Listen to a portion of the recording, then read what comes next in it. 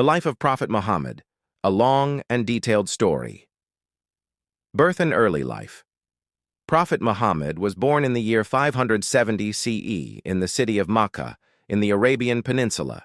This year is also known as the Year of the Elephant, because of the famous failed attack on the Kaaba by Abraha, the Christian ruler of Yemen. Muhammad's father, Abdullah, had died before his birth, and his mother, Amina, died when he was only 6 years old. He became an orphan at a young age and was raised first by his grandfather, Abdul Muttalib, and later by his uncle Abu Talib, a respected member of the Quraysh tribe.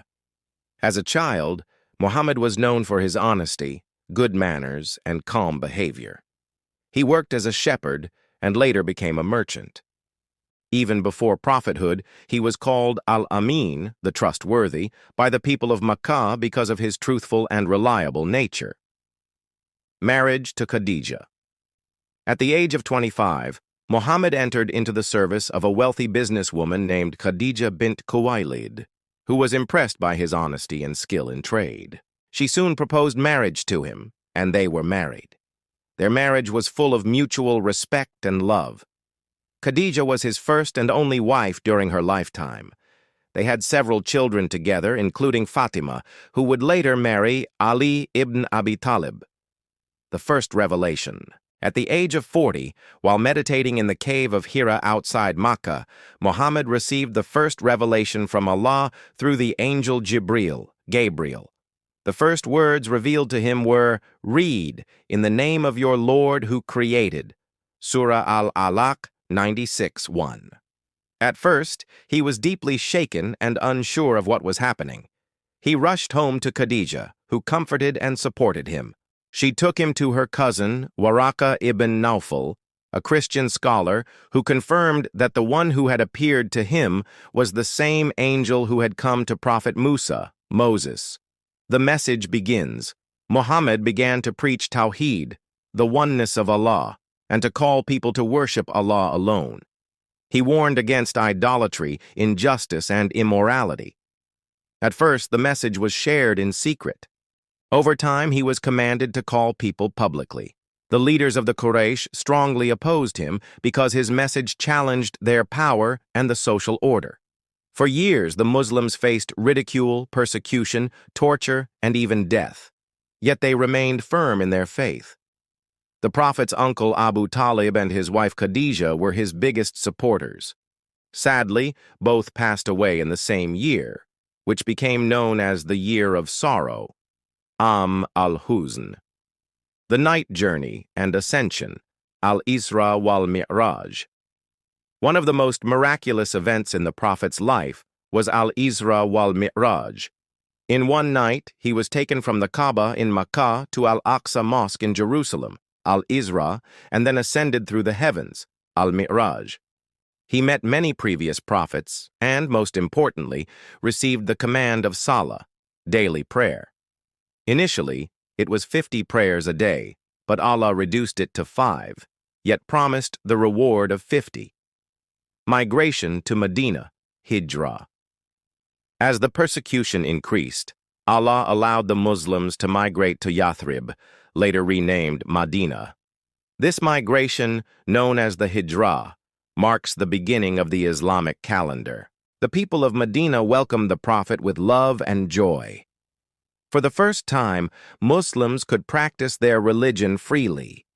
In Medina, the Prophet established a just society based on faith, justice, and cooperation. He created a constitution that allowed Muslims, Jews, and others to live peacefully together. He also built the first mosque, Masjid an-Nabawi, and taught people how to live according to Islamic values. Battles and defense of Islam. Though the Muslims had found safety in Medina, the Quraysh of Makkah still wanted to destroy Islam. Several battles took place, including Battle of Badr, 624 CE. The Muslims, though few, were victorious by the help of Allah. Battle of Uhud, 625 CE. The Muslims suffered a setback due to disobedience, yet important lessons were learned.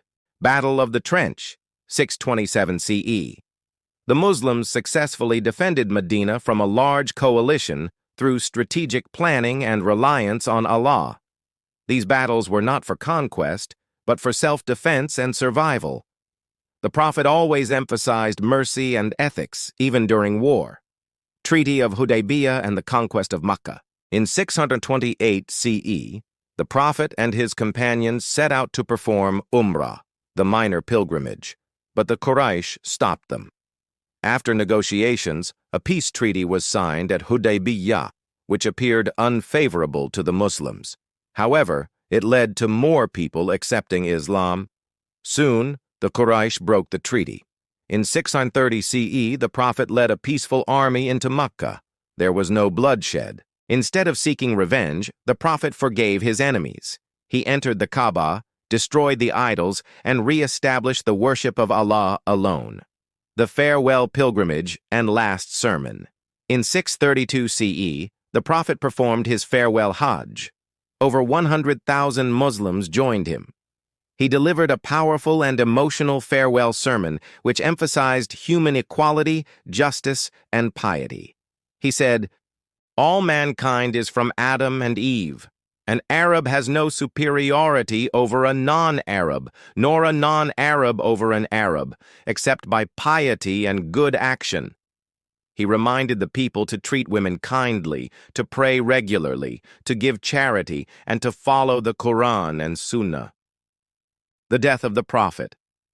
Shortly after returning to Medina, Prophet Muhammad became ill. His final days were filled with kindness and worship. He led the prayers when he could and advised the people. His last moments were in the arms of his beloved wife Aisha, R.A. On 12th of Rabi al-Awwal, in the year 632 CE, the Prophet Muhammad returned to his Lord at the age of 63. His companions were heartbroken, but Abu Bakr, R.A., reminded them, "Whoever worshipped Muhammad, know that Muhammad is dead, but whoever worships Allah, know that Allah is ever living and never dies." Legacy Prophet Muhammad changed the course of human history. He left behind the Quran, the final and unaltered word of Allah, the Sunnah, his noble example, a religion of peace, justice, and guidance for all times. His character was described in the Quran as, "Indeed you are of a great moral character." Surah Al-Qalam 68:4. He taught compassion, forgiveness, patience, and devotion. Billions continue to follow his teachings to this day.